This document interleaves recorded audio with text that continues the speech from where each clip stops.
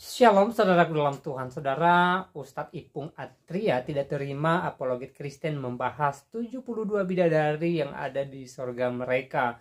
Menurut Ipung Atria itu merupakan penghinaan bagi agama mereka. Padahal itu bukan penghinaan, itu tertulis di dalam kitab mereka. Bahkan beberapa orang Ustadz di video berikut membahas hal itu. Dan saudara dalam Tuhan, lain cerita dengan Ustadz Kainama yang mengatakan bahwa sorga Kristen itu serem. Ya, nanti semua ada di video berikut dan kita bahas. Namun sebelumnya pastikan tekan like, subscribe, dan share video ini supaya menjadi berkat bagi banyak orang. Izin uji kesaktian, yakni banyak sekali dari saudara kita dari apologet Kristen menghina Islam dengan cara menyampaikan akhirat surga. Jadi di surga nanti katanya dapat bidadari dan lain sebagainya. Iya. Jadi nggak apa-apa. Kainama. Iya. Anda silakan berjuang, nanti dapat bidadari nanti. Oh, iya. Bagaimana Ustaz? Silakan. Oke teman-teman, kita berhenti sejenak. Ipung Atria baru saja fitnah apologet Kristen. Katanya menghina Islam dengan mengatakan surga Islam ada 72 bidadari. Bukankah itu benar sesuai dengan literatur kalian sendiri?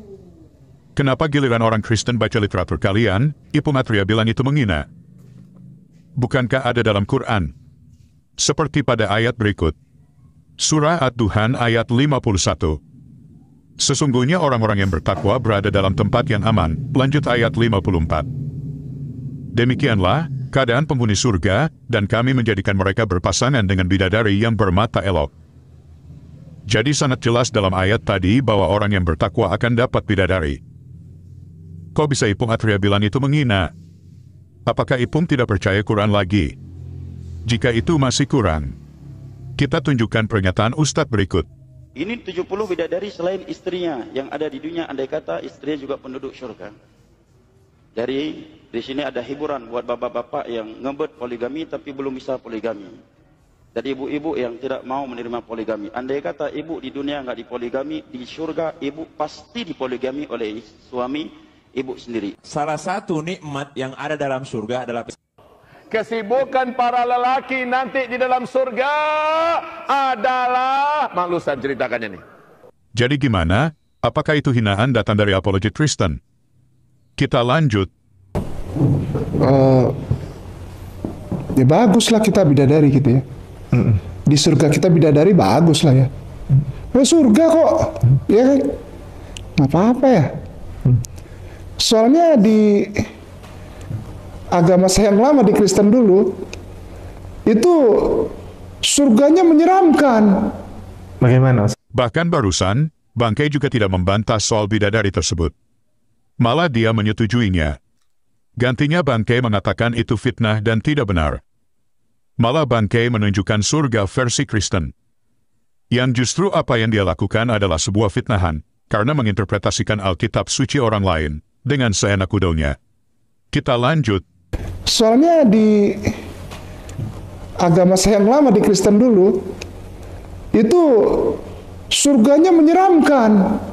Bagaimana Ustaz? Tiba-tiba ada naga timbul di surga. Naga menyerang para malaikat, yaitu Michael dan kawan-kawannya itu. Michael itu siapa? Mikael. Diserang, diserbu. Michael lawan. Lalu nanti ada Uriel keluar. Nanti ada Rafael keluar. Wah, mereka keluar semua. Perang di situ. Lalu iya, nanti tiba-tiba ada sosok perempuan dengan baju ungu dan merah. Lalu duduk di atas sebuah bukit yang bermata air. Lalu naga itu mau datang, perang aja dari depan sampai belakang, nggak ada. Mana surganya gitu, nggak ada tenangnya ibaratnya. Kita sudah dengar pernyataan Bangkai, gantinya dia membela surganya. Malah dia balik ke Alkitab.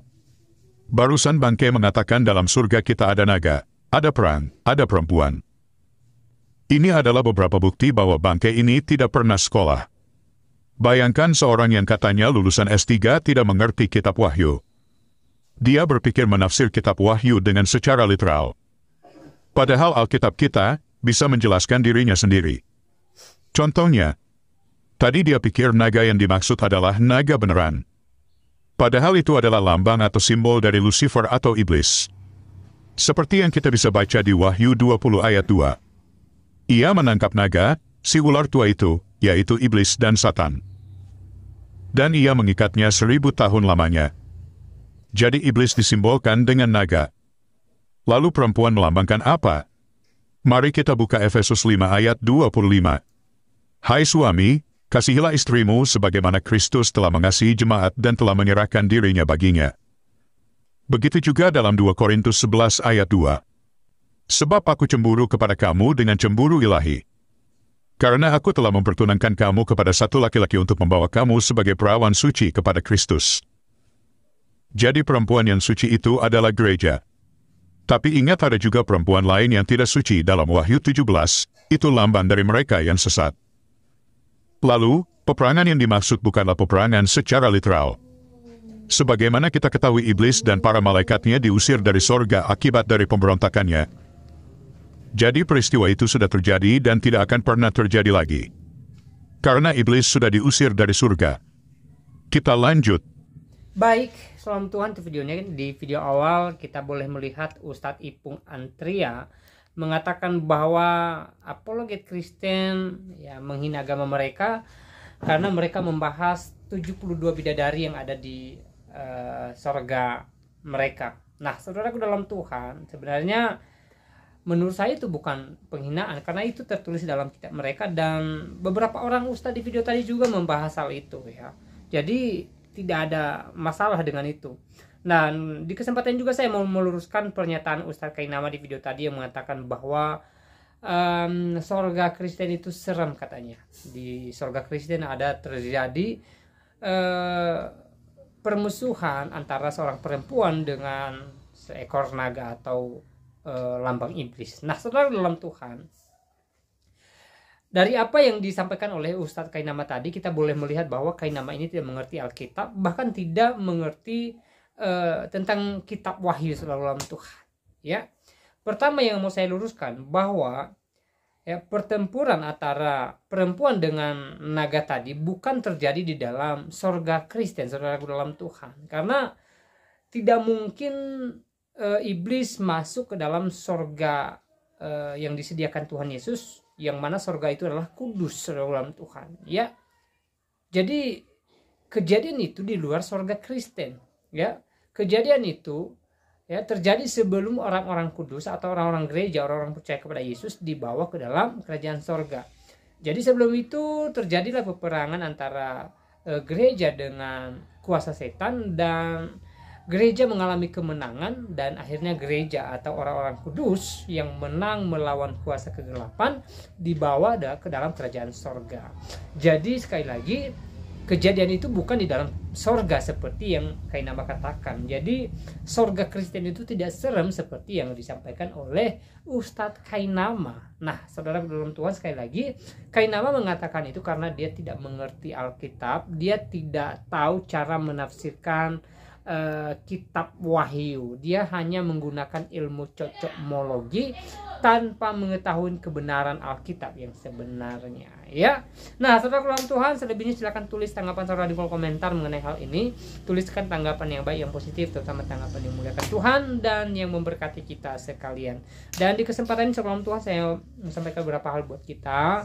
Ya, apapun yang kita alami hari-hari ini, mari kita tetap bersyukur kepada Tuhan, mari kita tetap memuliakan Tuhan, dan mari kita tetap berserah kepada Tuhan. Saudara, saya tidak tahu apa yang sedang saudara alami saat ini, apa yang menjadi persoalan saudara. Tapi apapun itu, mari kita tetap bersukacita dan mari kita tetap menyelesaikan persoalan kita dengan kepala dingin dan dengan tetap memuliakan Tuhan. Jikalau saat ini kita dalam keadaan sukacita, mari kita tetap bersyukur kepada Tuhan karena sumber sukacita kita adalah Tuhan. Yang memberikan kita berkat adalah Tuhan. Dan segala sesuatu dalam kehidupan kita berasal daripada Tuhan. Dan sebaliknya, jikalau saat ini kita diperhadapkan dengan suka duka, kita diperhadapkan dengan berbagai persoalan, dengan berbagai masalah, dalam Tuhan, kita tidak boleh patah semangat, kita tidak boleh tawar hati, kita tidak boleh meninggalkan Tuhan, apalagi tetap bersyukur kepada Tuhan, bersabar kepada Tuhan, dan percayakan segala kehidupan kita kepada Tuhan, dan yakinlah bahwa Tuhan ada buat saya dan saudara. Tuhan pasti memberikan kita pertolongan, Tuhan pasti memberikan kita kemenangan. Nah, saudaraku dalam Tuhan, saya tidak terlalu panjang lebar menyampaikan pesan melalui video ini. Semoga video singkat ini memberkati kita dan Tuhan Yesus memberkati kita semua. Shalom.